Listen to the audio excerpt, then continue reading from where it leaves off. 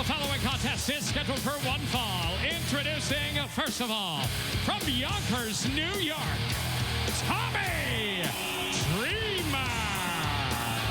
It's been very interesting to see how Immortal continually throws all those roadblocks at Rob Van Dam. They will not give RVD a singles match against Jeff Hardy. And if Jeff Hardy and RVD are against each other in a tag match, Hardy runs from Van Dam. So in an effort to get, well, maybe a little satisfaction for his friend Rob Van Dam, Tommy Dreamer going to step up tonight, Taz.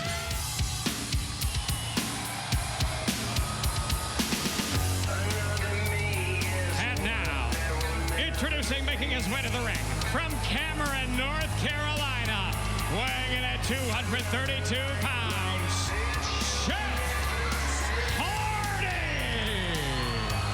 So much going down 2 weeks from tonight, Thursday, February the 3rd. Crimson promises that we will find out the identity of they coming to get Immortal and this man, the self-proclaimed Antichrist of professional wrestling, Jeff Hardy, to get an opportunity to regain the TNA World Heavyweight title, that championship belt that was specifically designed for Jeff Hardy by Immortal, but a championship that's in the possession of Mr. Anderson. And how bad does Immortal want to get that title, the World Heavyweight title, Anderson's championship, back on Jeff Hardy? It's not just the title that was designed for the look of it, the graphics and the way the leather's done and the metal, but it was hand-delivered by Hulk Hogan himself to Jeff Hardy. February 3rd, Jeff Hardy and Immortal get their opportunity again at Anderson and the TNA World title. But first tonight, Tommy Dreamer going to step up for his longtime friend Rob Van Dam against the former TNA World Heavyweight Champion.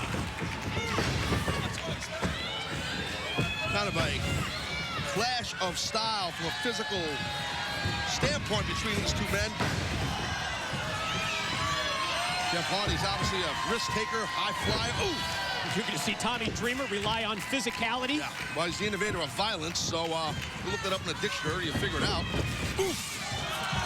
Nice impact with the running clothesline from Dreamer, exploiting that size, power advantage that he has with the clothesline on Jeff Hardy that takes him out to the arena floor. Tommy's waiting for it.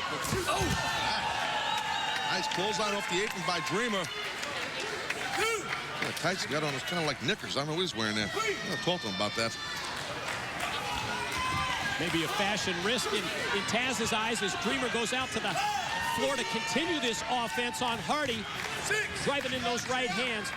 What about Mr. Anderson, Jeff Hardy, when they square off on Thursday, February the 3rd, just 2 weeks from tonight, Taz? Yeah, well, again, TNA World Championship will be on the line. You know, like I said right in this match, oh, God. The angst, the pressure that Jeff Hardy's going to be under by Immortal, how bad they're going to want to get the TNA Championship off of Anderson and back on Hardy. All about that power and control for Immortal, as we saw Jeff Hardy. Landed hard, man. Did you see the way that Jeff Hardy took him off the apron by grabbing around the wrist of Dreamer, that injured wrist? Yeah, Dreamer had injured that wrist and injured the wrist several weeks ago here in TNA, and Jeff Hardy exploiting this advantage that he has and follows up as Dreamer rolls into the ring. Hardy's right on him, and Hardy playing to the crowd here.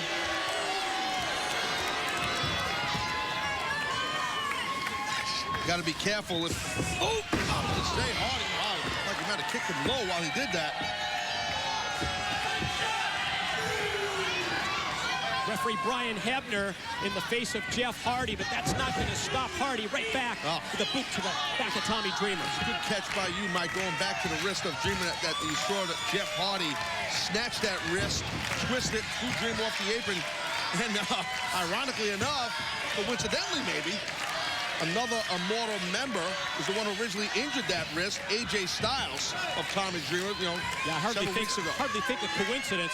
Something tells me that AJ Styles probably helped out Jeff Hardy with the pre-match strategy. Could be one. Pointing out the weaknesses. Oh, we saw AJ motivating Kazarian before the match. AJ's out on an injury right now. So he's back there helping out Immortal, taking on a captain role and playing the role of a leader. But right now, Dreamer dropping the former TNA World Champion with a couple of clotheslines. Of course, AJ also met Crimson today. Oh, big back body drop by Dreamer. You think maybe Eric Bischoff and Immortal, they might start taking Crimson a little more seriously? I think that would be a good idea on Immortal's part. Right now, look at that. Whoa. Jeff Hardy does not connect as Dreamer able to get out of the way. Looked like he was going to go for that whisper in the wind, but nothing but canvas on the way down. And here comes Dreamer. Don't see this very often. Well, you don't want to make mistakes against someone like Tommy Dreamer. He's going to try to capitalize on that. Oh, God, nice. Jeff. Doubled him over, caught him with the boot to the midsection. Dreamer driver's coming, buddy.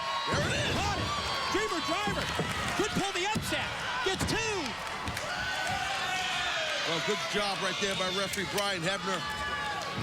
That's a guy who's been around the block. He noticed that the foot of Jeff Hardy was indeed under the bottom rope. Oh! That was all about being innovative using violence. That was pretty cool by Jeff Hardy.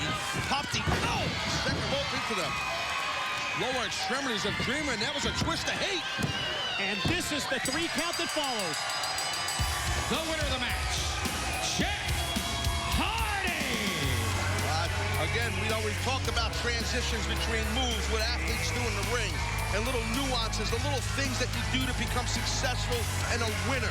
Like it or not, dirty, clean, whatever you want to call it, that was effective and ingenious by Jeff Hardy to push that second rope into the lower extremities of Tommy Dreamer, and he got the win with the twist of hate.